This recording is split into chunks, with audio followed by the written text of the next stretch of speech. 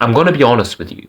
If you're a Muslim and you live your life in a proper halal manner, it's pretty difficult for you to feel like you're not missing out. You're going to feel that at some point. Well, I mean, whether you turn on the TV, you listen to music, or you even go out in public, you will see people enjoying the things that you don't have. And I'm specifically talking about, things like alcohol, drugs, late night partying, going out to people's houses, bars, getting girls. That's the big one. And a lot of Muslims try to cope by saying, oh, they're all going to Jahannam anyway. And they will have fun in this life, but on the next one, I will be the one in pleasure. And that's a good way to go about it. It's definitely true. But the only problem with that is, it still leaves some room for shaitan to deceive you. Because you've convinced yourself in a way, but deep down you will still feel like you're missing out. Because you're still feeling constrained. You just feel some sort of constriction in your life. And when humans feel like they don't have free will, they're going to start getting resentful and angry. And that's a very, very dangerous route. And I mean, why wouldn't you feel like you're missing out? I mean, everybody's having fun out there. Everybody's building social relationships. They're getting girls, procreating, while you're sitting here and doing jack shit. Well, what are you doing? You're like studying, you go to the gym once in a while. Of course you're missing out. But what's the solution here? Am I telling you to go indulge in these things? Of course not. You're going to be really unhappy when you do that. It only looks fun on the surface. So there's only one solution. You need to reframe the way you think about everything, the way you think about temptations. Because right now, you're looking at these things and you're just thinking, well, yeah, it's certainly fun, but I don't live my life like that because I'm a Muslim. And that's not enough of a logic for your brain to comprehend. You need to understand that every single pleasure in this world has a halal version and a haram version. Right now you're looking at the haram version and it's a lot more attractive. I will be completely honest.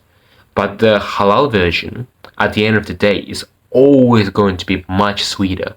And that's what you need to get through to your head. I mean, think about it like this. Would you rather go hang out with your halal friends, people like me, chads that you can actually have fun with? You sit in a dinner table, you got tea, you got normal Muslim food, and you got your submissive hijabi wife waiting for you at home. That's stability, that's beauty, and you all pray together. Is that what you want, or would you rather go out to bars, get some bunch of women and drinking at 3 a.m.? Which one would you want? I mean, they both sound pretty fun, and at the moment, most of you will probably choose the haram side, if you are honest. But that's the thing, for the halal version, you actually need to build yourself. You need to become a man that's respected among your peers. You need to become a man that women will submit to and become the wife. Well, to get into the haram side of things, it's still challenging, but it's a lot easier and a lot more accessible. All you need to do is lose your mind. And when you lose your mind, when you get intoxicated, that's when shaitan can completely get hold of you. That's why he wants you to go there so badly. And you're falling for it.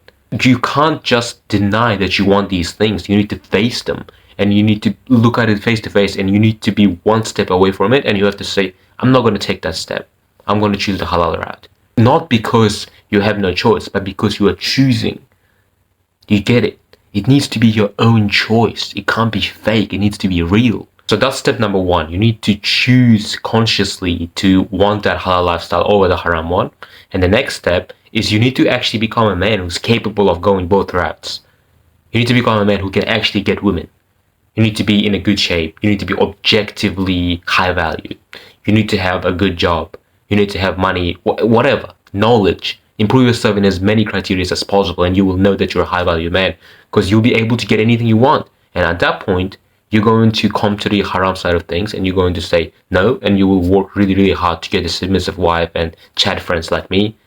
And that's how you build an empire. The third step here is you actually need to learn to avoid these temptations. It's not as simple as it sounds.